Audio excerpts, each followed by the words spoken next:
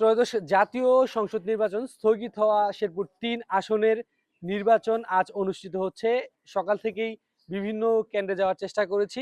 আমি এখন অবস্থান করছি ঝিনাইগাতী সদর বাজারের পাইলট স্কুল কেন্দ্রে। এই কেন্দ্রে সকাল থেকে কিন্তু ভোট গ্রহণ অলরেডি শুরু হয়ে গেছে। আমরা সকাল থেকে দেখানোর চেষ্টা করেছি এই কেন্দ্রে সকালের ভোটারের কিন্তু উপস্থিতি অনেক কম।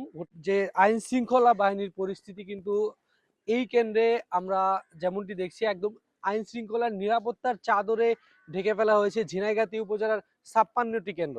ঝিনাইগাতী উপজেলার ৫৬টি কেন্দ্রের মধ্যে মোট হচ্ছে ১,৫৯,৪২০ জন ভোটার কিন্তু তাদের ভোটাধিকার প্রয়োগ করবেন।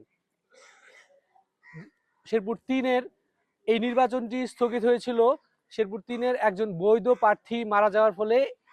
১২ তারিখে যে নির্বাচনটি হয়ে গেছে সেই নির্বাচনটি কিন্তু স্থগিত হয়, পরবর্তীতে তফসিল ঘোষণা হয়, আর আজ ৯ এপ্রিল এই নির্বাচনটি অনুষ্ঠিত হচ্ছে।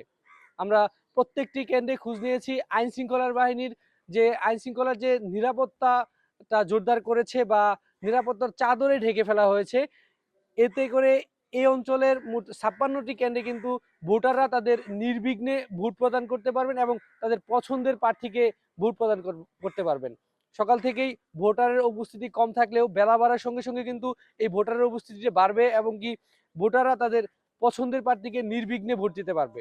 শেরপুর ৩-এর এই আসনটিতে স্থগিত হওয়ার পরবর্তীতে এখানে নতুন করে তফসিল হয় এবং কি ভোট নিজ নিজ প্রার্থীরা, যে দলীয় নিজ নিজ প্রার্থীরা আছে, তারা তাদের প্রচারণা শেষে আজ ৯ এপ্রিল ভোট গ্রহণ হচ্ছে। সকাল থেকে আমরা ঝিনাইগাতী উপজেলার প্রত্যেকটি কেন্দ্রে যাব এবং কি এই যে ভোটাররা ভোট দিতে আসছেন বা তারা নির্বিঘ্নে ভোট দিচ্ছেন সেটা কিন্তু দেখানোর চেষ্টা করব।